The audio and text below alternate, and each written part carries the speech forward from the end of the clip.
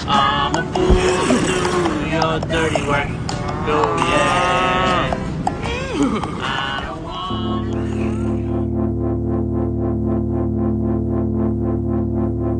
Uaisseachta an seo tar an neachtar fud na Tíre, had dig me de stopúnas. So Ray You were saying yourself, like you're up the road from, what was it? There was something to do, was it with the Young Irelanders or something else? Yeah. I want to maybe pull myself back from getting too deep into this tangent because it could derail the conversation. But something that's always interested me is that growing up in Buffalo, New York, there was in, I believe, 1866 an invasion of Canada by around 1,000 Irish Fenians, most of whom were veterans of the U.S. Civil War and actually had just left, service in the Civil War. A lot of the leaders were actually like decorated generals on the Union side, and they successfully invaded Fort Erie and captured the fort and held it for about a day, and they retreated. There are a lot of issues. The guy John O'Neill was the commanding general, and there were just tons of logistical issues, defectors, weapons that didn't show up. But the idea that captured my imagination was that they didn't want to take over Canada. They wanted to ransom Canada to Britain in exchange for Ireland's freedom. And just the romantic daring of that idea has always fascinated me. And the fact that it almost worked is pretty interesting. It is pretty interesting with that kind of stuff. Like you see it as well with 1916, how there was a lot of these engagements where they were very heavily outnumbered. Is that episode well known in Ireland, or is it sort of part of the Irish history that might be taught in schools? It is. It's a lot of this stuff is known to varying degrees if it's well known or not, but it's probably overshadowed by a lot of stuff that's a lot closer to home. But it does. These kind of episodes do pop up from time to time. There was another one. I think it was it the American Navy, or it was a Navy ship or a whaling ship that helped perform like a prison break on Tasmania of I think it was 5 or 6 Fenian prisoners. That's another kind of That's another episode that it's like slotted into the same kind of slot of these Irish escapades that happened abroad as well, but all to do with the Fenian movement. But yeah, no, I'd say there's a lot of these kind of very mad, kind of quirky way anecdotes and kind of and episodes in Irish history. It's never a straightforward line, you know what I mean? There's always mad tangents and kind of side quests. It's kind of crazy, but it's mental if that could have worked. It's cool to notice that in the Union Army that Irish officers or Irish people in general enjoyed a little bit more social mobility than in the British Army. You know what I mean? Where the majority of Irish in the British Army were actually not really allowed to become officers. I think there was something to do with penal laws as well, but something to do also with general sectarianism or general kind of anti-Catholic sentiment that for some reason might not have been as prevalent there. But I'm not 100% on. I'm more a medievalist. I'm not gonna into the kind of modern times. Yeah. But there you go. That's maybe a good transition. You mentioned you're a medievalist. Maybe we could start there. If I know a little bit about your background. I was really interested to see the sort of spread of interest across Colin Games, Madra Tianga. Also, you're going to have to help me with pronunciation throughout this whole episode. So please feel free to correct me, jump in at any time. But I wondered, could we start there? Could you just give a bit of an overview of your background, the academically and the extracurriculars too? So my background myself, I was obviously born in Scotland, raised in Ireland. To father from Donegal, mother from the very, very far north of Scotland. We grew up down in Wexford. Been all around on Erasmus. I went This is actually my second time in university. The first time I was in art college. I dropped out then to go live in Greece. Um, but yeah, so what I'm doing at the minute is I'm pursuing a Master of Arts in the University of Glasgow in Celtic Studies, Celtic Civilization, and in Gaelic, which is kind of like the sister language to Irish. Um, I've also in 2023 I founded Coloon Games, which is an Irish language first video games company. To what we do is we make games heavily featuring Irish, about Irish stories, about Irish people, about Irish culture, and stuff in general. And I'm also helping with the promotion and with the art for Maduchanga, which is an Irish language app, 100% human made, kind of very um, hostile kind of opinion of AI. That kind of company has. So it's all human made, all human voices. Just like a big umbrella to bring all these Irish language creators together to help teach people Irish in Ireland and abroad. Uh, but that's the background anyway. How do you pronounce that again? The open source app for Irish language. Taijan Ifigo, which is the standard dialect, it's Madra Changa, but I speak Ulster Irish, so we would say Madu Changa. That's how you say dog in Irish, in Ulster Irish. But yeah, Madra Changa is how you pronounce it. Yeah, and Chenga is It's tongue, language but or like in the tongue? context, it's language. So like it's like language dog. That's what it means. Language dog. I love that. Well, it's such a cool idea to see. So much of I don't know. Everybody's on Duolingo, right? But like this is the so ambitious. From what I can see from the outside, I'm really excited to see it come to life. But it also seems like it's you're describing it as like a nexus for people involved in the revival of Irish language. Irish and its sister languages. Is that a generational shift that's going on right now? See that like from the ground. That's kind of what it seems.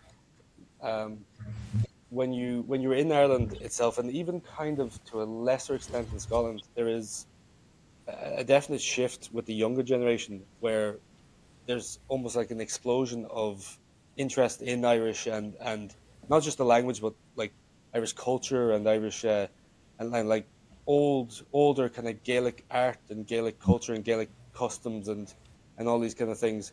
Um, a lot of people would like attribute this. It sounds kind of lazy, but they would attribute this to Kneecap. But I feel like this is a continuous kind of thread that like that Kneecap, how great they are, have definitely capitalized on this, but it's not any one thing. It's like a combination of all these factors to get us to where we are today. And even it seems to be like it's actually spreading and even getting even more. Um, it's growing at a at a very rapid pace. Like it's going cross community as well. Like so many people who before were on the other side of the cultural divide and would class themselves as British in places like Northern Ireland or the north of Ireland would be now learning Irish and are classing themselves as Irish people, um, which is very interesting to see. It's like in 97, 98, you would never have imagined this happening, but here we are. We're at this kind of thing, at this kind of space and time. Like there's an old saying that people hear the whole time, like "Chucky our la," but like what we're Yeah. definitely seeing now is like "Ta our la and shaw." Like our day is not coming anymore. It's here. You know what I mean? So it's very optimistic. It's very hopeful, which is great to see. Um, but you definitely do see that generational divide Yeah. because older people, even today, still have a kind of dismissive attitude of the Irish language, um, which is insane when you can see how like sometimes ferociously Irish some of these older generations are sometimes, but at the same time, it's almost like this part of themselves they just want to cut off. It's a hard thing to kind of reconcile. Um, I don't know if I'm speaking in circles there, but um, I could speak about that all day. It's a very difficult issue. Yeah, it's fascinating. Well, and I really I want to focus a lot of the conversation on Ireland and its immediate neighborhood, and not over-index on the broader Irish diaspora, but just because, I have Irish in my background, I can say there's such a break for generations after anybody who left Ireland, because the generation that left just wouldn't share anything. Like, my great grandfather who came over from Ireland, I have no idea if he or his family spoke Irish, and because the Irish language revival wasn't like, at least it wasn't as visible outside of Ireland, until very recently. When I don't know if I mentioned this, but I lived in Edinburgh for a year doing a master's there, and I visited Ireland twice around that time. This was in 2014, 2015. And when I tried to go back and find some relatives, as Americans tend to do, and I didn't even think to ask the folks in that neighborhood. This was in a place called Carriduff in County Clare. I didn't even think to ask, if the family had Irish, language, because that just wasn't even in the picture. I also, going back 10, 11 years, one of my most vivid memories from Edinburgh was the independence referendum, of course. That happened about a month after I touched down there. And at the time, I got to see like the Orange March that came through to push against, splitting from the UK, and all of the British flags waving and stuff. And the sense of Britishness was overwhelming. I didn't really see in the whole time there, even for the rest of the year afterwards, many people, even young people, talking about being Scottish, being Irish, speaking these languages. And that was only 10 years ago. So it does seem that the shift is very recent. I feel like it's definitely in part due to probably like a weakening of the Anglosphere on a global stage as well, a little bit. Not to get too kind of like into the like political weeds, but it definitely does seem that and it's actually, I think it was Patrick Pearse that said it's England's difficulty is Ireland's opportunity. So in a roundabout way, you're definitely seeing. Also, at the same time, correlation doesn't it doesn't represent causation. Like so, but you do see that in the past 10 years, as things have got as Britain has started to like recede a little bit from the global stage, that it's leaving a gap for smaller countries like Ireland, like Wales, like Scotland to kind of step forward a little bit, which is only a positive thing, in my opinion. But yeah, that's definitely one thing I can say. Talking about your family in Ireland as well, though, like it's also depending on when they came, because it's kind of like a Roman concrete kind of scenario where like the recipe for Roman concrete at the time was so common sense that people didn't even bother to write it down, so it was lost for so long. It's kind of like that kind of thing, especially in like the 1800s in Ireland. In the West Coast, especially with Clare and all along the West Coast, were majority Irish speaking, and not just like could speak Irish and English, but monolingual Irish speakers. The same with the West Coast of Scotland, especially in the 1800s, up until like the late 1800s, after the famine anyway, after An Gorta Mór, because this Anglicization of the Irish and Scottish Gaels is only really a recent thing. It's only the last 100 to 150 years. Up until then, the majority of people, that's why the Irish faced quite a lot of discrimination in America and these places, because a lot of them just couldn't speak English, and the only thing they had was to sell their labor at a very low price, and that's for that. We can see when people are put into those positions how the scrutiny and the vitriol they face as well, like across the world, even today. So it kind of puts everything into perspective when you realize that like up until 100 years ago, most people in Ireland could only speak Irish. Um, so yeah, like that's the thing. Even thinking, I was looking at your name as well, like Yeah. like Aidan and Yeah. Ryan, like even those two names there are both very Irish names, um, like Ian, Rian. So like uh, inflammatory little king is what your name means in Irish. Not to be, so you can take that with you anyway. There you go. Like, but yeah, no, that's the grad. That's funny. I knew the roots of the two names, but nobody's ever put it together in such a colorful way before. Inflammatory Little King. I My don't know wife is going to get a kick out of if that. it's apt or do you have to live up to it. That's up to you Yeah. anyway. Sure. You Yeah. Well, there's another mystery of the name. Now that you're talking about the west coast of Ireland, when I visited Caraduff, I met I don't want to get too deep into the family history stuff, but a relative was living in one of those byre huts until like 1962, I believe. He was a brother of my great grandfather, and I met a neighbor who knew him when he was a kid and everything. And he would be the one where I would have wondered, did he speak Irish?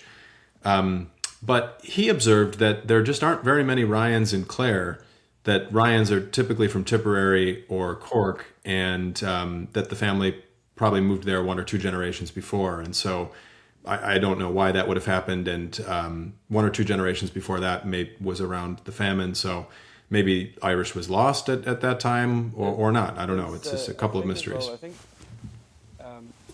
I feel like a lot of historians as well fall into the trap as well of looking at through one lens.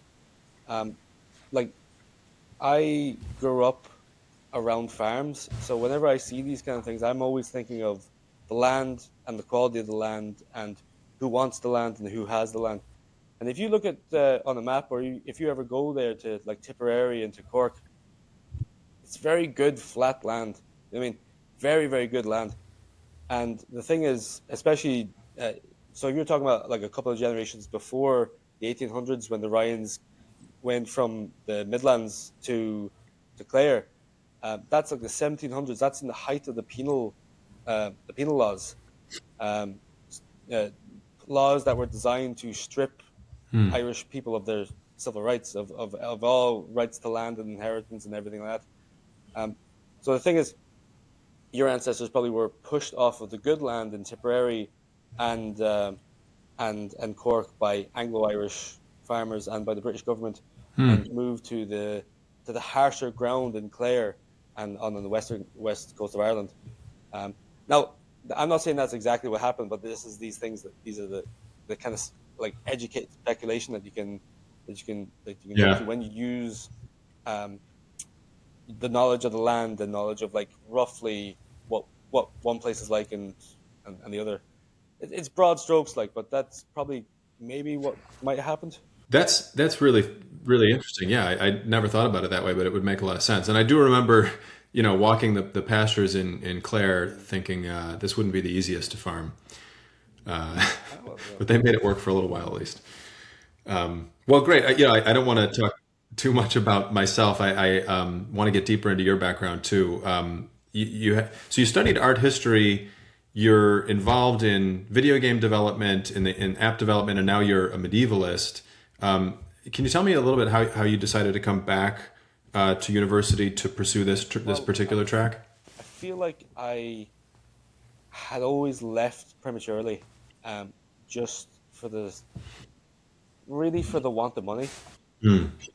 It's always kind of been this kind of thing of like feeling like you need to get out there and start earning immediately, and that's kind of why I left. And I kind of left Ireland altogether. I was on Erasmus before. And the only reason why I got on Erasmus was because I got a grant for it from, I think it was from the EU and from the Irish government as well. Like while I was in university, so that wasn't too bad. I was in Ostrava in Czech Republic at the time, and that was great. Like you meet everyone from all over Europe.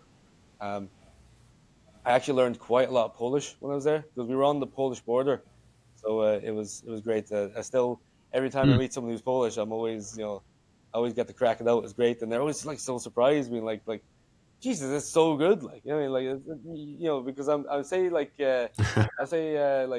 oh, cześć, jak się masz? Oh, dobrze, jak ty? Oh, jestem chujowo.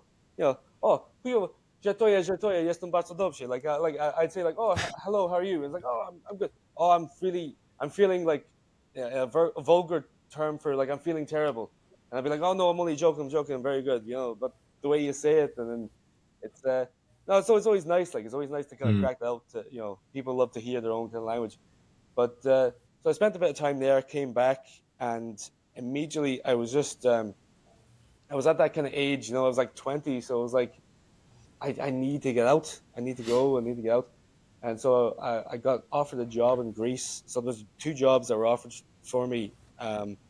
One was for fixing phone, like a helpline. One was in Dunleary in German, and the other one was in Greece in English. And I was like, I could do the one in Dunleary, but I'll do it I'll go to Greece anyway because it's all paid for. So let's go for the crack. I spent 2 years there. Some very hard years, very, very hard years. I did see some of the worst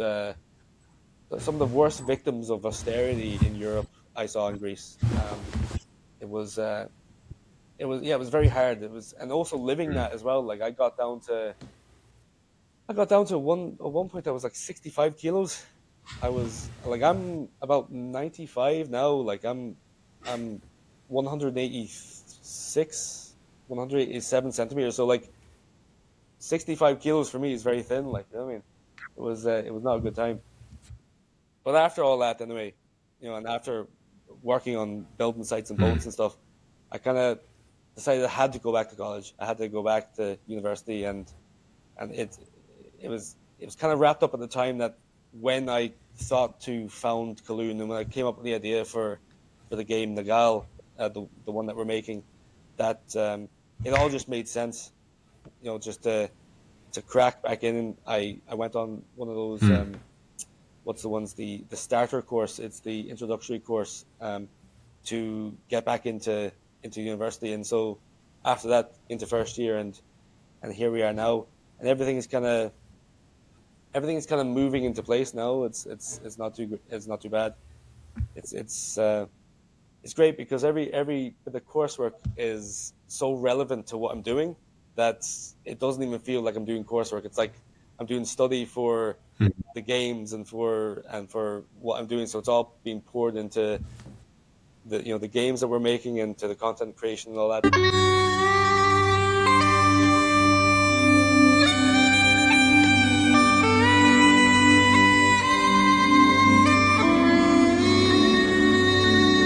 So I first encountered some of your short form video content on Instagram about medieval Irish history and thought it was great. And then I looked into your background and saw all of these other things. At first it seems various, but actually there's this wonderful sort of continuity across your studies, the stuff you're putting out on Instagram, the games, Matricianga. I actually did want to ask about the Instagram stuff though, because it's funny content, the Lord of the Rings stuff, the Braveheart stuff. What made you start, wanting to put that out there? I was kind of really just a fact of like, for a long time I'd always wanted to get Elena for myself. So it's like a yellow robe that they wore in Ireland since time immemorial. The one I have at the minute though with the long sleeves, that's kind of like only like a 16th century kind of thing. Actually, I'll you just give me 1 second. I'll just go grab it there. So here we have it. Sorry, that's a very unprofessional way to run off the camera, but it was this yellow linen Lena with the long sleeves. And so I bought that there for about £150 from it's actually a Polish company that makes these. They make medieval clothes from all over Europe. And so I bought it from them, and I just thought, may as well just make some kind of like horrible histories kind of style wee videos on popular kind of like TikTok sounds. Bye-bye, Jacqueline. Fuck you and your man! It's about Balkan Irish history, just to show people, like, just to kind of show people, like, this is how Irish people looked back in the day. Do you know what I mean? This is like, I see a lot of Yeah. stuff of like very poor costume design and very kind of and very questionable kind of stuff that's generative AI, where it makes us just look like everyone else with like mud colored clothes and these kind of mad foot wraps and stuff like that there. But if you look at the actual depictions, it is very distinct. You don't really see anything like that in Europe anyway. You see other cultures around the world kind of maybe dressing like that, but like you don't really see that in like medieval Europe.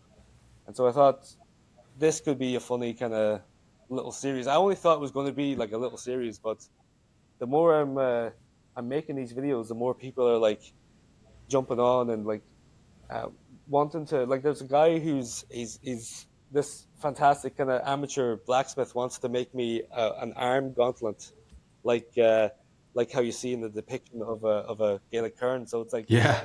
that's brilliant. Like, I mean, this is for want of a better word, like I'm being armed by the community, but like not in that kind of way. So like, like if any MI5, MI6 is listening, Yeah. like, it's purely for historical kind of reenactment, like, and for videos. But yeah, it's nice. It's kind of a thing that's kind of bringing the community together as well, like in a funny kind of way. Yeah. Well, I love that. That was immediately striking because you're right. You don't see that too often. There's this, ubiquitous, genericized image of medieval dress that everybody sees, but you don't see that too often. Immediately, when I saw your video, I was like, I need to get one of these Johns. But it's not just the garb, I guess. I've noticed that you are sort of like correcting misperceptions about Irish history, medieval history, whether it be the dress or you mentioned the gauntlet, like the fact that the Irish didn't wear armor. And, you're sort of mixing it up with folks in the comments about some of these, which I find really delightful. So, the last video, I got a lot of flack for saying I don't respect lads who wear armour. And here's the thing. What are some of the more common misconceptions about Ireland and Scotland, perhaps, in the medieval times? The biggest ones. Well, one of the biggest ones, and it's also like it's kind of goes both ways, is that Ireland acted as like one single, because I think it's our modern perception of how a country works, is that we look at Ireland as like one single political unit or one single kind of like with like this kind of centralized government, and Scotland to an extent as well. Like it's now with Ireland, it's a bit more clean cut, where it was politically unified. There was more kind of like culturally unified, politically divided, but also like decentralized, like a decentralized kind of form of like of governance, where you had regional kings who were then below with regional chieftains or Taoiseach and their kin groups, their Finnhe. You'd have this organization with, over the top as an executive, you would have the Brehunne, the Brehon judges, who would practice what was known as the law of the land, like Glí na Brehunne, or like the Brehon laws. In Scotland as well, you had the similar thing, because you had this kind of Gaelic kind of world that stretched up into Scotland, where there was a big mix between the Gaels coming in and the Picts. Now, the thing is, that is a very contentious subject as well when you talk about the Picts. A lot of those seem to be very, very pro-British voices use it as a kind of a gotcha to like say, like, oh, why should we care about Gaels or Gaelic language because they're invaders as well? What about the Picts? But that's a great thing about being in the University of Glasgow. It's like one of the leading institutions for the research on Picts and on Pictish civilization. Their consensus is that the mixing of the Picts and the Gaels may have gone on for a lot longer than we actually imagine and than we actually think. We like the current kind of understanding is that it was at the 500s when the Gaels from Ireland um, came to Scotland, but there's a lot of voices there, and there are a lot of evidence that may be pointing to it being a little bit later and maybe going on for a lot longer. So arguments then for Gaelic and for Gaelic languages being indigenous to Scotland then could, as a counter argument to these kind of bad faith arguments. But that's one of the kind of misconceptions. These kind of modern notions that people put on the past. And I think it's one of the things that when you do a history course, is the first thing that the teacher, that the professor or whoever tries to instill is that this is a different world, and that modern conceptions don't really fit this kind of, because this is like a different time. Like, this is a different way of doing things. That's why we live in the modern day, because we're living as a result of the development, the political development from ancient times up until now. So when you take a step back, you need to realize you are stepping back into a different, completely different mental framework, and it's trying to, like very quickly and very like with a bit of humor and a bit of a short form video to try explain these kind of concepts to people, which it seems to be working anyway, because people seem to like them, so that's the main thing. Like, yeah. I noticed your videos first, I think, in a kind of ecosystem of loosely related content stemming from Ireland and Scotland. Some of it is historical, like yours. Some of it is more contemporary political, and some of it is more narrowly focused on Irish language. But I do see it all to be in conversation. I think related to the Irish language revival, and you mentioned Kneecap before. I think we have to talk about Kneecap at some point. I think they helped bring an awareness of this to the broader world. And I know just this week they posted about topping the UK charts, like the first time ever an Irish language album did that. But obviously they didn't come out of nowhere. There had to be a kind of interest in this and an ecosystem for this to help create Kneecap. They're of course very political, and I think there's a contemporary political element to the Irish language revival I'm really interested in, and it may also relate to the generational thing. Like, I have not historically very closely followed Irish politics, but I have noticed of late what seems like a real kind of generational dissatisfaction with Sinn Féin from millennials and Gen Z Irish people, and that seems kind of newer. Do you see that as in any way tied to the generational shift in the Irish language revival? Are these like related forces? Yeah, like definitely in the sense that there's a global kind of shift as well. In a lot of younger people in the West seem to, you've got like it is kind of like on both sides though, where you've got a lot of young people, as many that are slipping down the alt-right pipeline. I feel like a lot of other young people are going further left as well. So there's like 10, 20 years ago, there's not so much of this kind of like lukewarm middle ground anymore, where it's definitely a lot more polarizing. I think as conditions, as late stage kind of capitalism and neoliberalism starts to, the effects of that are kind of wearing down this new generation.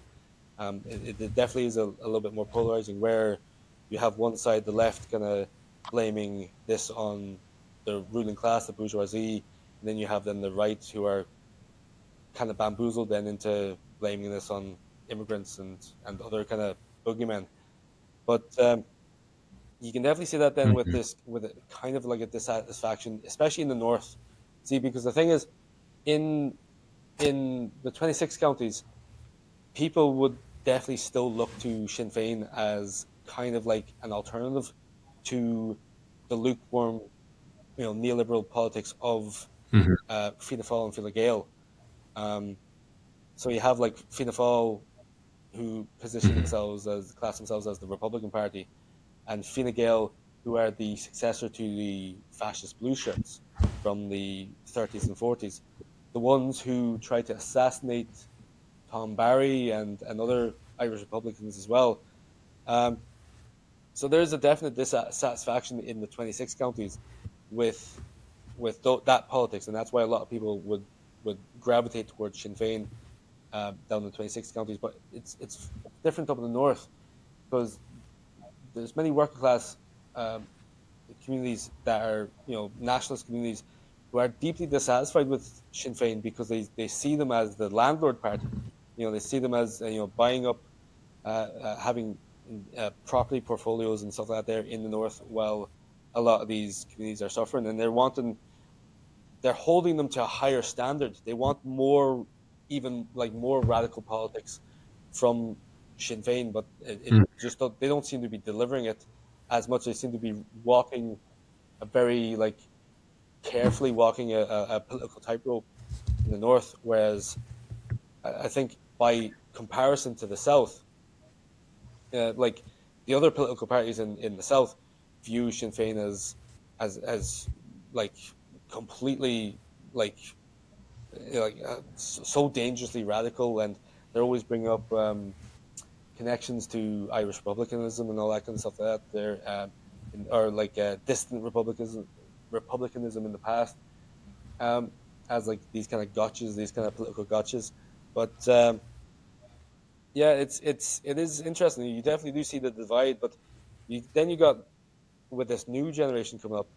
I feel like they are starting to come together, and you're definitely hearing people from the south, younger people from the south, seem to be a little bit more tuned in what's happening up in the north than a couple of generations ago. Because it's, in other words, people down the south it'd be more like ladder up politics, where we have ours now, and use stop complaining because we're a republic, and you just better get on with it. It doesn't concern me, kind of thing. That's that's the general kind of idea. But I definitely feel like as the housing crisis and as the cost of living crisis and all these kind of things ramp up, I definitely feel like younger people across the whole island are taking a couple steps back and looking at this with a fresh set of eyes, and being we need some more radical politics than what is actually being on offer for us at the minute, in order to fix these problems. And to them, Sinn Féin is just not doing it. And I'm saying this as someone who I know a couple of people who are councillors and stuff in Sinn Féin. I have no problem with them at all, but I'm just kind of giving the general kind of zeitgeist which is on the ground. This is the general opinion of these kind of new generations that are coming up. And me talking about these newer generations, as if I'm not 31 next week, do you know what I mean? But no, it's that's what I can see anyway. I don't know if that is as an astute kind of political opinion that you're looking for, but in my humble kind of as a video game creator, here's what I have to say about politics. No, I really appreciate that. It can look fuzzy from across the Atlantic. Growing up in Buffalo, there are some very strong Irish political roots like Sinn Féin, and actually the IRA would do political fundraising here quite a bit. Jerry Adams has visited Buffalo, and particularly in the south of the city, there's really deep roots and present day political connections. So you see driving around here bumper stickers that say 26 plus 6 equals 1 and stuff like that. But from this distance, the Irish politics, or the sort of thrust of Irish politics, can look like a pretty narrowly conceived nationalism. And I think what I'm coming to appreciate now, maybe just because the internet has made it easier to see this stuff, or maybe because it's actually a shift, is a broadening of the political objectives, and a reminder that it's not just a single united Irish Republic. The goal was an socialist Irish Republic across the whole island. And so there's a new focus on the material conditions and where the present day political parties are maybe not meeting those needs. So that's at least what it looks like from here. I totally had no appreciation for the different perspectives on Sinn Féin in North and South, though. That's really interesting. It is, that is definitely a thing. It's another thing as well, like where it's a lot of people would look, and this is not a new problem. This is a problem that's been as old as like even James Connolly's time, where a lot of people would look at things like socialism and look at these kind of things as foreign interventions into Ireland, where they look at the current makeup of Ireland, Mm. the current like this anglicized Ireland as this is what Ireland is and this is what Ireland always was. And I think this is kind of a reason why I do the work that I do, is that I'm trying to like dismantle these modern conceptions of like, and just to show like the Gaelic Ireland was a lot different and a lot closer to what you would perceive as this, great villain of socialism. Like with the sense of we have the Rundal system, um, and the Twyha system and all these kind of different kind of in Gaelic Ireland, where you know the the Fenian, the clan, and the tribe itself, a lot of things were divvied out, like land and possessions and stuff were divvied out to the most competent people, each time, just to make sure that for the betterment of the clan and all these kind of things. That there was a system Rundal, which was where fields were divided every couple of years, so that each person then had an equal kind of share of the field, and they were changed around every 7 years, so that you didn't get stuck with a bad field, or this guy up the road didn't get stuck with a really good field. You got a fair use of all these different fields and different kind of bits of land. Mm. You even see it reflected in our language as well. Like we in Irish, you don't really have any words to possess something. Something's at you. Like I have this caman over here. This is a hurl. Like I mean, call it caman. But in Irish, I wouldn't say like I have a caman. I have a hurl. You say ta caman a gum, which means there's a caman at me. But it does. It's like it's in front of me. It's with me, but I don't actually own it. I just have it for now. And if I want to put a little bit of emphasis on it, I can say ta caman a gumsa, which means it's really at me, but I don't really own it. It's just mine until the next person gets to use it. And that's really the kind of underlying philosophy I can see from the Irish language and from Gaelic culture as well. And by looking at these kind of lenses, I'm starting to see that these kind of things, it's these kind of socialist practices, proto-socialist practices as well. They're not so alien and they're not so foreign as a lot of right-wing kind of pundits would try to say, or try to point out to this kind of these kind of, like, I don't know, with me looking into the history of like these kind of older ways of working, this is a kind of appeal to nature, but it's almost like a refutation of this kind of right wing appeal to nature of like might makes right.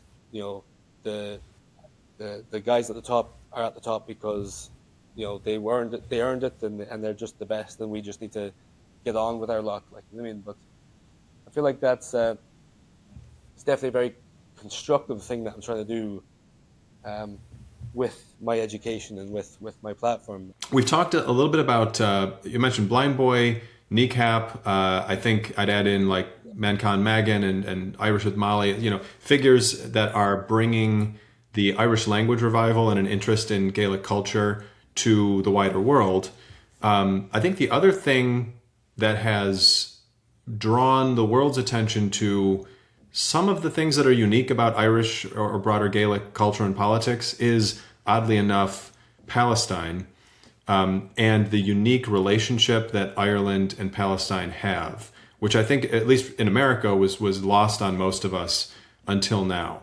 And, you may see an Irish politician speaking openly about Israel committing genocide in Palestine, many other shows of solidarity. There is, of course, the whole Kneecap terrorism trial and all of that. And I think it just brought to folks' attention outside of Ireland how interestingly connected these cultures are. But I still don't think it's all of that is widely understood, besides the fact that there seems to be a lot of sympathy in Ireland for the Palestinian cause. I wonder if you could talk a little bit about Well, how that historically developed. it's I think it's one of those things as well that at the start it's kind of developed by accident. Um, but one of these kind of like really tragic accidents, Hmm. in the sense that when we suffered our own, brutal colonialism by the British government, um, in the form of like the Black and Tans during the War of Independence, um, they did horrendous things in Ireland. But when we eventually did well, when the 26 counties gained independence, the Black and Tans then were obviously shipped up and sent then to Palestine to to police the region again as well. Like, and so in just in with the stroke of a pen, at the end of our War of Independence, you've linked the two countries together through like a shared trauma, straight away, um, by the exact same Hmm. you know government, like dealing with their colonial possessions. One being Ireland, the other one being Palestine. Um, but there's also other like wee links. There's a wee tiny link that I found as well by learning Irish again as well. There's one wee tiny link I found with Arabic. Is that we have a similar word for knife. Um, so like skiing for in Irish and sakin in Arabic. So I know it's very silly little link, but like there's another like little there's multiple, like when you start to dig, there's all these like little links, like but it's definitely a thing that in Ireland we definitely do see the trauma and the oppression that the people in Palestine and in Gaza are feeling and experiencing. And we do liken it to ourselves, and we do liken it to everything that has happened to us, from time immemorial. Like we when you see like explosions and you see troops in the streets and pointing guns and stuff like that, there it is very reminiscent of, for us, like the British Army in the streets of Belfast, in the streets of Derry, um, terrorizing the local population. Also, like the conflict as well, and all these things that were generally happening.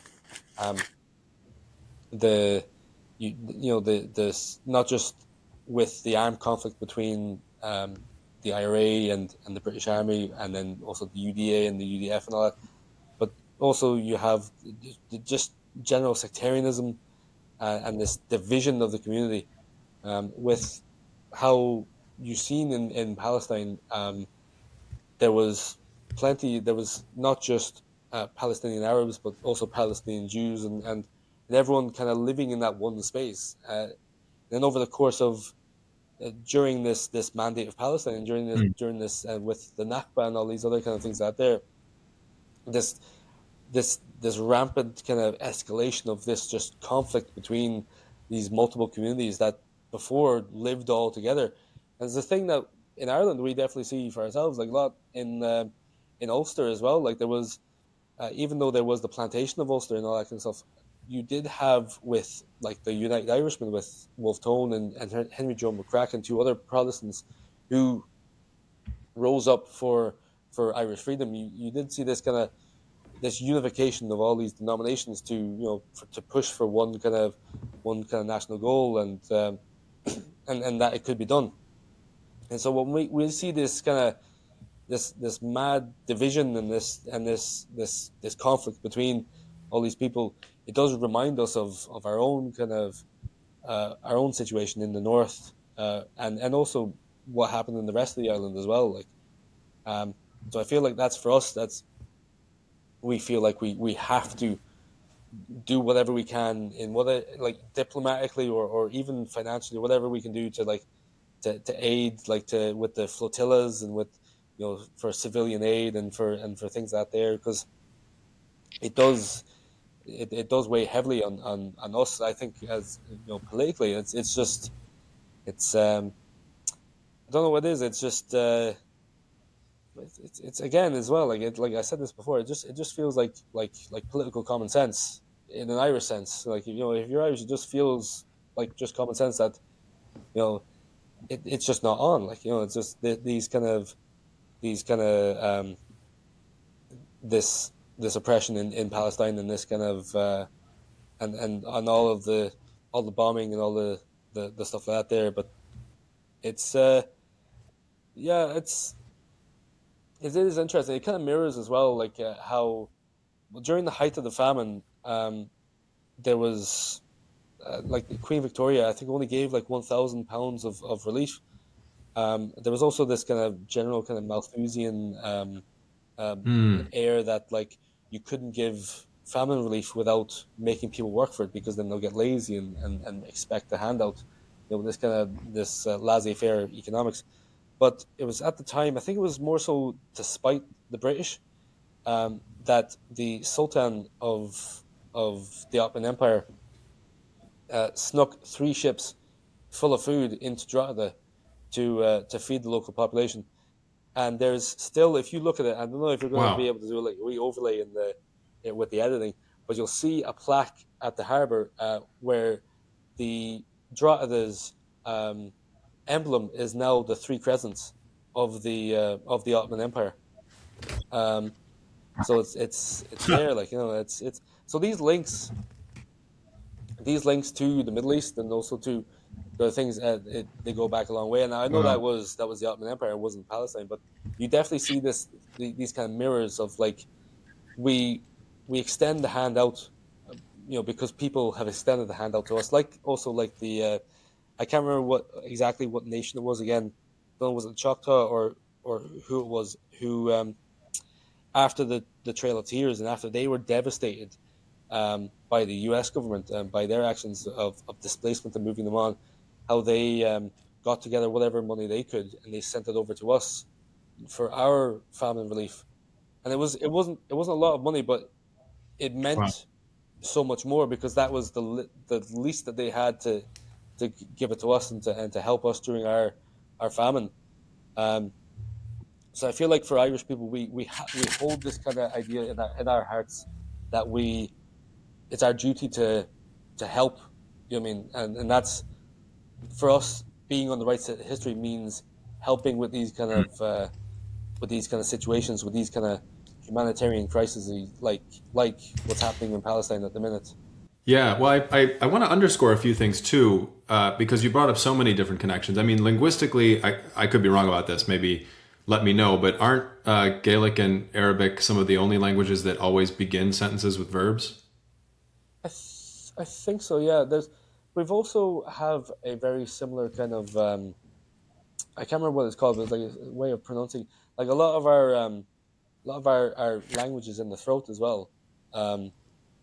Like we have like even how you say my name, like my name, like Darragh Mac AnGhaill, like that's in the throat, like Ghal. And the same with like with a lot of Arabic words, it's that same kind of breathy kind of vocalizations. That's why a lot of anglicized place names make no sense in modern Ireland, because the English couldn't actually make these noises.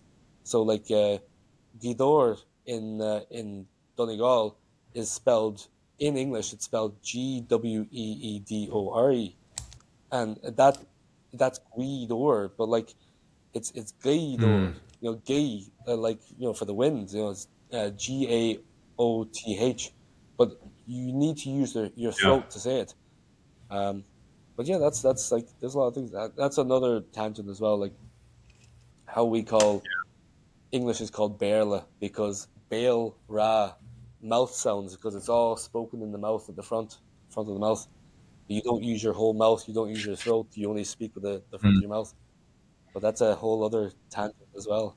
Yeah, I remember when you posted that. I loved that insight. Well, and also, so you mentioned the black and tans. I wanted to underscore this. It's not, to my mind, just that the British Army was in Ireland and then the British Army was in Palestine. I mean, the British Army was everywhere.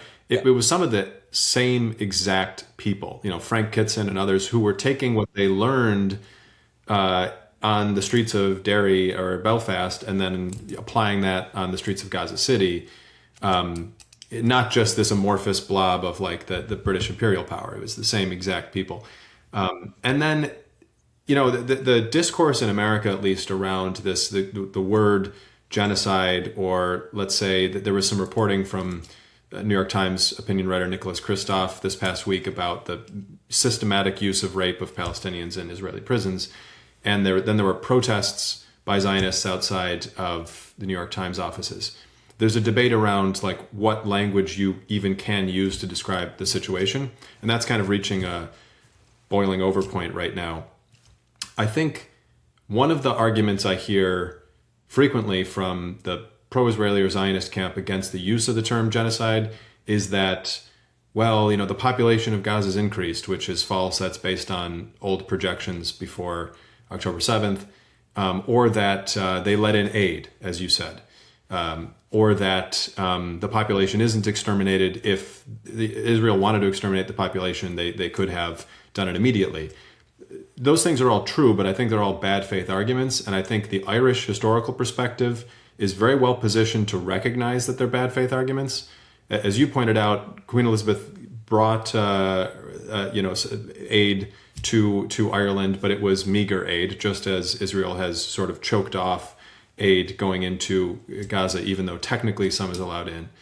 And similarly, regardless of what you call it, what word you want to use as a label, the extermination or displacement of a people can happen slowly. It doesn't have to happen with an atomic bomb or gas chambers. It can happen over decades or even centuries, as the Irish very well know. Land displacement, famine, sort of economic levers, persecution, the elimination of a language, all these things. That takes time, and the goal may not be just evaporating people. So at least that's how I see it. I think the Irish, again, are well positioned to understand those arguments as bad faith. You hear that quite a lot, and it's a lot of discourse that comes from not just from the British when they're talking about An Gorta Mór or like the Great Hunger, the famine, but also from maybe what we would call, like, I know it's not very kind. It's not very kind word to say, but there's a word, West Britain is what they call someone who is Irish who espouses pro-British talking points, so like a West Brit. But you hear a lot of that kind of things where like, oh no, it wasn't a genocide because X, Y, Z. But when, like, I just, for my university course, actually, I had to do quite a bit on Gorta Mór, and there's a lot of stuff like, it's when you look at the Irish language name for An Gorta Mór. So An Gorta is it's the hunger, because you can't have a famine in a country full of food, and that's what Ireland was at the time. There was a big framing. They love to frame it in the sense of like, and it is in the popular imagination, especially in Britain, of the Irish just love potatoes, and that's all we eat is potatoes. And geez, the silly Irish, the silly paddies, they just couldn't eat anything else but potatoes, and they just put them in the ground, and they all rotted, and then they all died. But the thing is, potatoes are obviously a food from the New World. They were introduced into Europe. This was the cheapest food that people could live on a small stretch of land.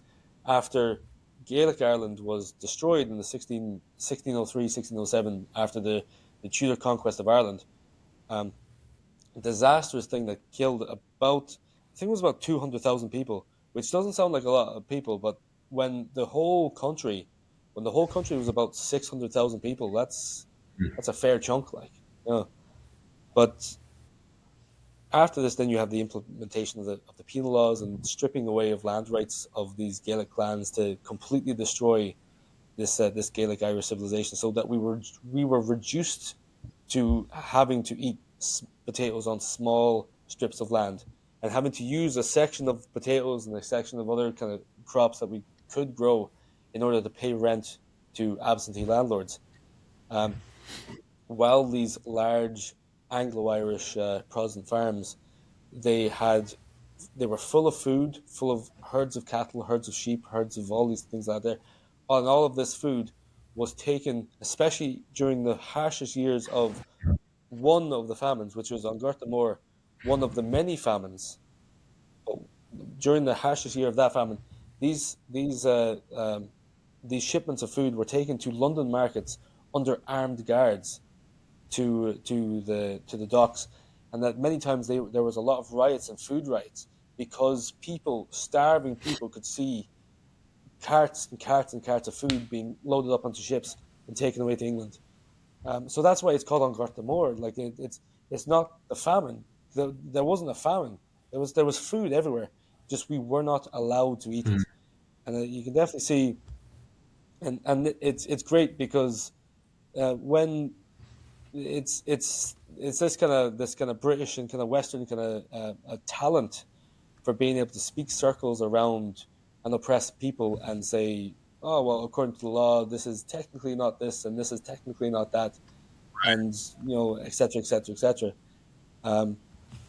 So the Irish know well about these kind of tactics and about this kind of strategy, and I feel like it's a thing that we're obviously, like you said yourself, that we're starting to see again in relation to Palestine and in relation to these things that after the 7th of October, October 7th, but also that has happened and been going on for much longer, well before, since the Nakba in the 40s and 47. Like, so yeah, it's just giving like an Irish perspective there. Yeah.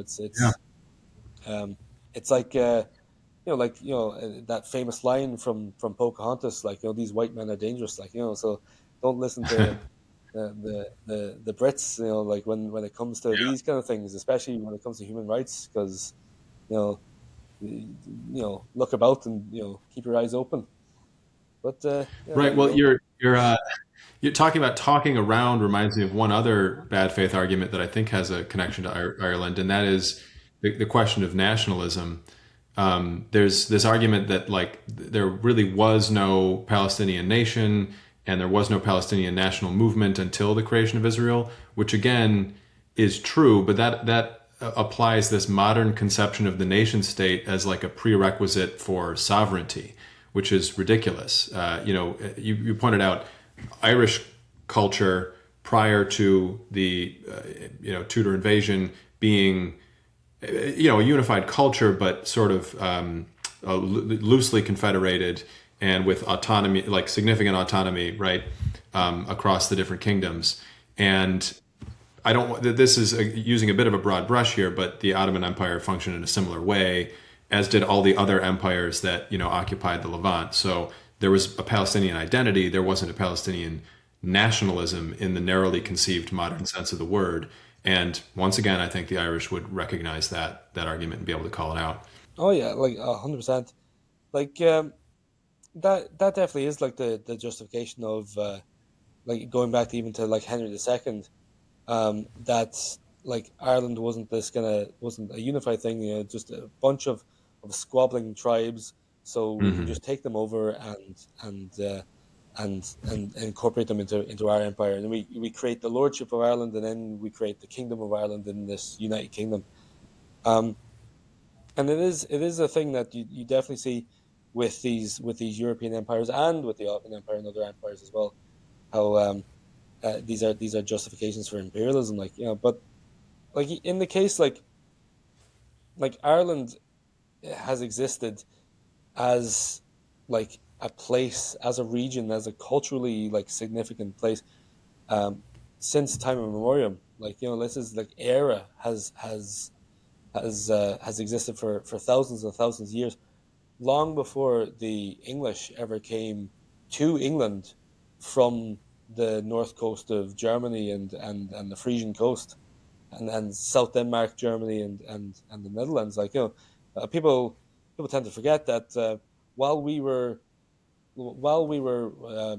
just converting to Christianity, the English had just arrived in England. In England, it was the Britons who had it before, the modern day the modern day Welsh, like so you definitely do see a pattern of this kind of settler colonial mentality goes back to absolutely day one, because even we look at it like a settler colonial mentality of of the United States or other projects around the world, and we look at them like coming from England. Well, in some most cases, like the founding fathers and that, the main kind of 13 colonies of that were part of the British Empire that made up the early United States, coming from England. But this kind of seems to go in a straight line, that it's since day one. Since day one, it's been move, occupy someone else's land, push them out, and then this becomes our place. This place for white Anglo-Saxons. Not to be too harsh or too kind of thing out there, but you definitely see this mentality, and it's been fostered up until the modern day, where countries can just move in and completely eradicate and displace the population and create a country, and then just erase its history and erase the history of its people. And that's the thing. We definitely see that now. It's happening. There has been mentions of Palestine or places like Palestine, or names that are similar to Palestine, since I think was it the time of the Philistines, or is that even what? Like, yeah, there was Palestina, which was the Roman, was it the Roman province, and I remember seeing a picture of this. I just wish I could just remember all the names, but it definitely did go back far enough. I wish I could like properly cite an academic source. It would make it a lot heavier, but you know what I mean. These people have been there for a long time, and especially breaking it up, with through religious and ethnic grounds as well is very insidious as well, because like as we said as well before the Nakba, there was Jews in Palestine, and there was Christians in Palestine, and there was Muslims in Palestine, and it was all sorts, but all these people were Palestinians. Well, to the best of my knowledge, this is my conception, this is my understanding of the situation, that there was multiple peoples living in Palestine who considered themselves to be Palestinians. I even remember seeing there was Palestinian passports. I mean, I think it was for the mandate of Palestine, but it was like passports. So this place existed, and these people existed, and they lived together in the one place. So that's the thing. It's but because of legal jargon and a lot of this kind of, again, we're tying it back to Ireland with this this English talent for speaking circles in a court of law. It's this use of language has just been used to bamboozle people, or attempt to bamboozle people into thinking that a place like Palestine never, or a place like Ireland never existed, and so just justify brutal oppression and colonialism. Yeah, so but I don't know. I think that might put a target on my back, but that's sometimes you have to, in order to say what you have to say, or what needs to be said, not everyone's gonna like it, but that's generally the crack. Sorry, I feel like I'm going on a big rambling tangent again there, but yeah. No. This is actually, you're hitting on what I was actually most interested in talking with you about. And I'm going to back up a little bit. You said a couple minutes ago, dissatisfaction with late stage capitalism. When I don't know, 15 years ago or something, when I first read Frederick Jameson, I was actually kind of annoyed by the coinage of late stage capitalism, and annoyed when people would use that, because I thought at the time, there's nothing late about capitalism. This is churning, and it's going to be a little bit different, but there's not some other thing. And the whole sort of millenarian tendency of Marxist thought just annoyed the hell out of me, because I did not see us definitely marching towards some other form of social organization. But more recently, it does seem pretty clear that neoliberalism is flying apart. and capitalism is undergoing changes and is really not withstanding a lot of the sort of pressures that are being put upon it right now. And maybe there's not some utopia on the other end of this, probably not, but something different is taking shape like right now. So I'm maybe revising my opinion, and I can be a little gentler with Jameson and anybody else who uses that language. When I saw you start to talk about Gaelic cultures as providing potentially alternative models to the Anglo-Saxon or Norman culture that produced capitalism and neoliberal capitalism, that sort of turned on a light bulb for me. I know we don't want to go back to necessarily like a medieval Irish style of feudalism, but maybe there are some things that could be instructive for new ways of organizing society. You started to talk about that. But I wondered if you could go a little deeper there. Do you think there are other lessons from the medieval Irish or broader Gaelic past that we should really keep in mind now? Look at, we need to be generous as well when we look at Gaelic Ireland as well, because what we're doing is we're comparing as well the modern day.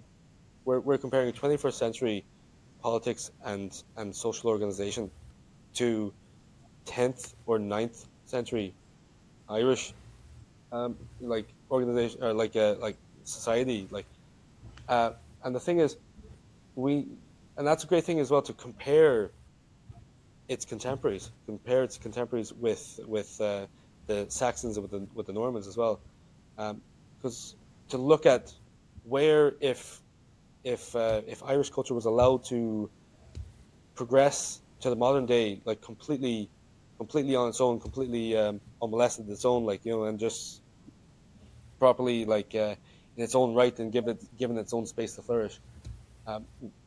It's this kind of hypothetical, wondering where this could have gone. Because the thing is, especially Professor Davy O'Cronin, he does a lot in his book, Early Medieval Ireland.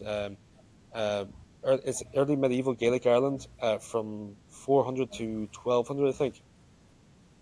He does a lot to demystify Brehon Law, where it is presented by contemporaries in Saxon England and in Norman England, that this is just some quaint kind of law of the land kind of thing. But in actuality, Brehon Law was developed over generations. So this is this is hundreds of generations of judges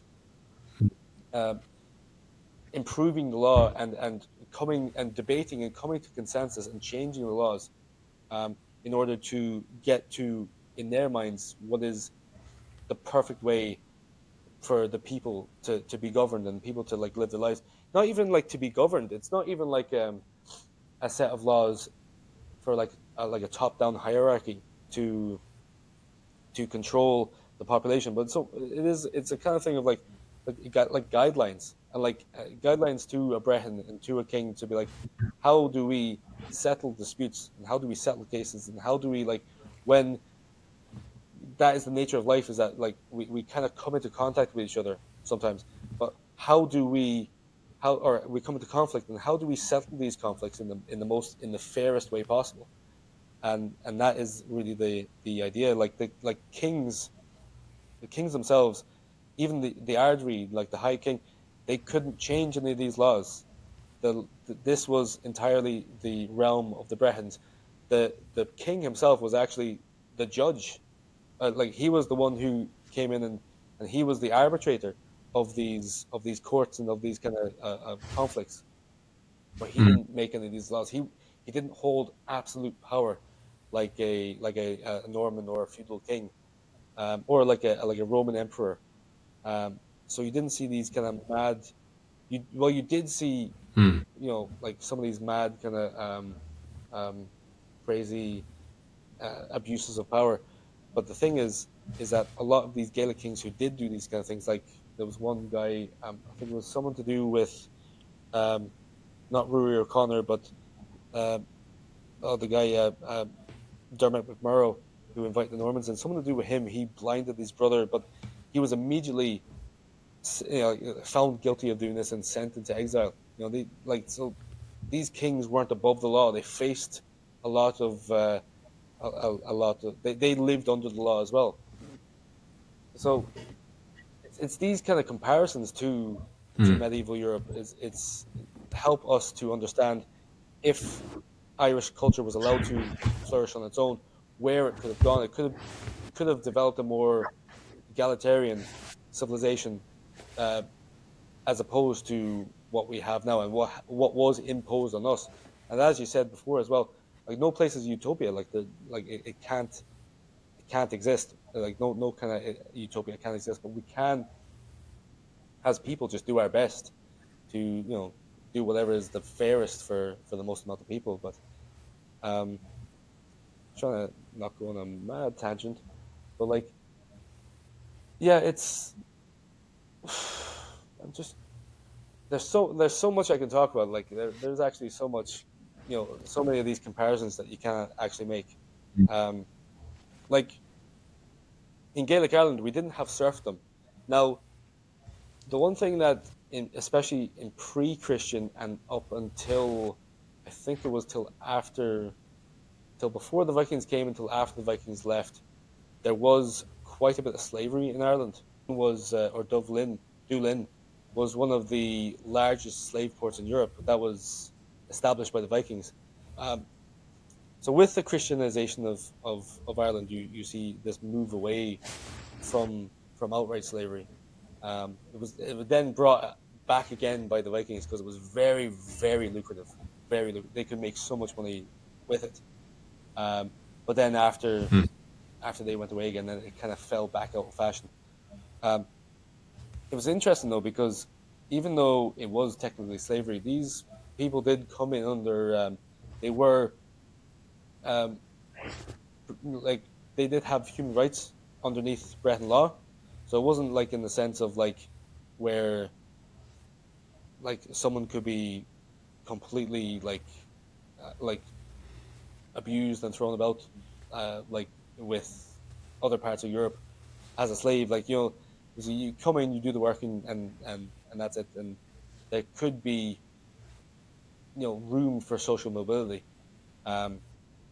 It wasn't perfect though, like, and it's still at the end of the day, it still was slavery, like, which is morally reprehensible. And that's a other thing as well. Like, a lot of the monks that were parts of the abbeys and monasteries in Ireland were actually technically bought as slaves to the monastery. So it's interesting. Like Blindboy does a really good. I think there's a really good documentary he made for RTE about this. None of this is real. This is all made up. These are paid actors. This dog has eyebrows. The popular conception of Irish monastic life often fails to mention one very inconvenient fact. Slaves. Slaves. Slavery. Slavery. Slaves? There was a lot of fucking slaves, and we don't talk about that. About the kind of dark history of slavery in Ireland. It's a great one to check out. But yeah, that's what we're talking about. So like this isn't really a utopia. These aren't utopian concepts really. This is just a different kind of a more egalitarian kind of system. What we're looking at is it in the 10th century. So we take some of these core concepts that seem to be, for us Irish people anyway, they seem to make a lot of sense for us. I know that's a lot of the things that I'm saying now. This is just opinion. This is not very academic of me, but as an Irish person looking at these kind of laws and looking at these things, they just make a lot of sense, and I feel like we could develop these kind of concepts for the modern day, for Irish society in going forward into the latter half of the 21st century in this kind of current kind of climate, which would work a lot better than what we have in a minute, which was imposed by the colonial forces of Britain in Ireland. One little footnote as well, actually, we didn't use currency in Ireland up until the 1000s. It was mostly a cattle-based economy, and not in the same way that people think that we, like you went down to the shop and you had like 5 cows with you, but more so in the fact that the wealth, your wealth was tied up to the wealth of your Tuatha, your clan, like your tribe. So that's the thing. It was more of a collectivist kind of ethos. So your massive herd of cows, if you had a massive herd of cows, your tribe was rich, which meant that you were rich, and vice versa. If you didn't have that many cows and you were poor, your tribe was poor. So that's the thing. Like currency was then introduced with the Vikings, with using silver pennies and stuff like that there afterwards. Up until this point, though, gold, bullion, and other things were also very precious, but they were kept for trade and for international trade. But in the interior, in like actual like Gaelic Ireland, currency just wasn't found. We haven't found like coins in circulation, not like you would see in like Celtic Britain or in Gaul and other places like that. So it's a completely different way of. I'm not saying it's unique to the world, but it's definitely unique to Europe. Anyway, you wouldn't see this in Western Europe. This kind of way of living and organizing society, which hopefully goes like by teaching people about this and by showing this, you can like people can understand why the English and the British treated the Irish with such like hatred and vitriol in the past, is purely because like this is a completely alien and quote unquote savage civilization who do things completely assways. Yeah, well, you mentioned this idea on the right that socialism in Irish politics is some kind of, outside intervention, not to be desired. And, today, like European-style socialism is collapsing or retreating everywhere. Like, even Sweden is going like hyper-capitalist. So maybe the future of Irish politics and politics outside doesn't look like that, if that has in fact failed, but still could look egalitarian based on these Gaelic models, or if not based on, then at least informed by these Gaelic cultural models. That's why I think it's so exciting that you're bringing this to a wider non-specialist audience through everything you're doing. Speaking of which, I haven't said the word Gaelmaxxing though, and that is what I wanted to title the episode. So this is a word of your coinage. What is Gaelmaxxing? Gaelmaxxing is. It's kind of like a little bit of a tongue-in-cheek kind of twist on that looks-maxing kind of craze, So, it's a little bit kinder to your face, since you don't have to like smash it with a hammer. All you're going to have to do is it's a combined effort to Gaelmax your life, to optimize your life in the most Gaelic way possible by learning Irish, dressing Irish, and also just being culturally Irish or being culturally Gaelic. And I try to use Gaelic as much as possible, because I feel like if I say Irish all the time, I'm kind of excluding a lot of people from the west coast of Scotland and from the Isle of Man. So it's an open club that all kind of three countries can kind of like jump in on, like, this Gaelmaxing thing. So like, first step is like, you get yourself a Lena, or you get yourself a kilt, or get yourself any of that kind of stuff.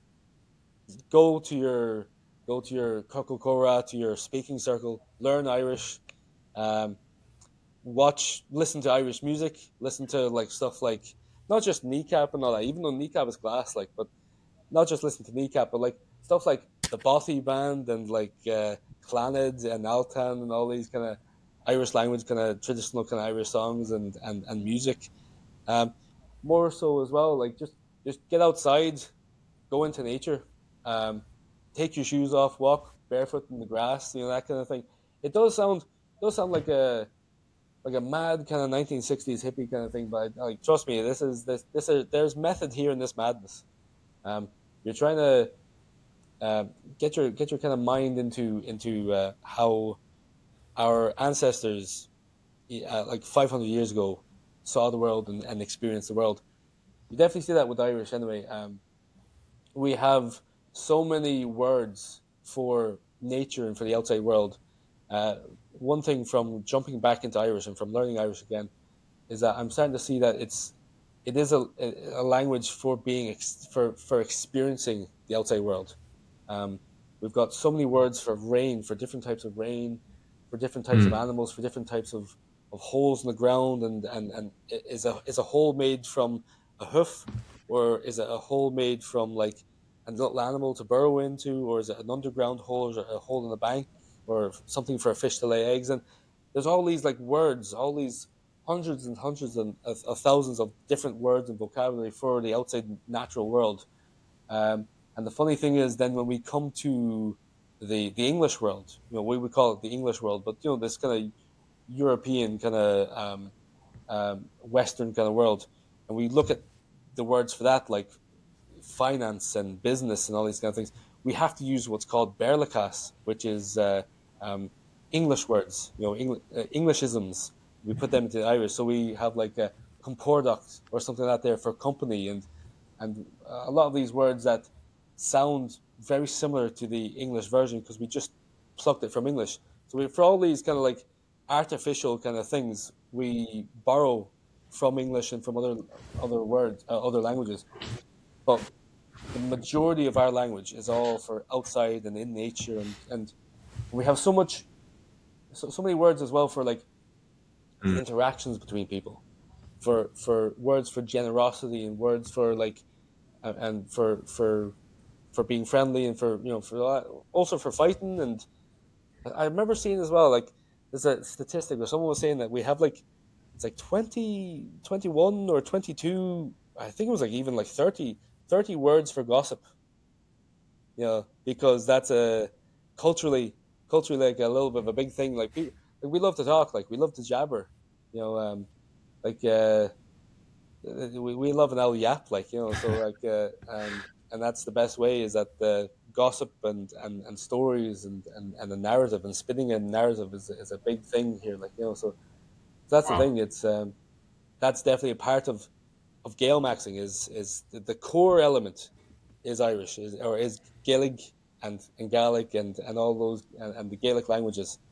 That's the core element. So yeah, that's it. Like like optimizing your life, to make yourself the perfect Gael. Like you can see it myself. Like I'm starting to grow my hair out and grow the beard as well. So like if you did a side by side right now, I don't know if you can do it editing, but if you did a side by side of me and that Kern, I get this a lot of the time, that I look just like that guy who's he has a spear over his head like that there.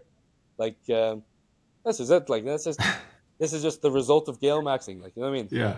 I don't know what it's going to do for your wallet. I don't know if it's gonna if you'll if you get six figures or buy a house with this, but like it's definitely a fun hobby. Anyway, that's the main thing. But yeah, that's in a nutshell. Anyway, the best way I can put it. Yeah. Yeah. Well, that sounds great. When I think of the Irish political imagination, sometimes we started there, with the Fenians and their invasion of Fort Erie, but sometimes I think there can be, especially among the diaspora, like a tendency to romanticize and flatten the Irish cultural and political imagination. I even think of like Yeats's poem about his ideal reader, the Connemara fisherman in his gray Connemara cloth. Maybe a tendency to oversimplify things. But Gaelmaxxing does seem to be really robust.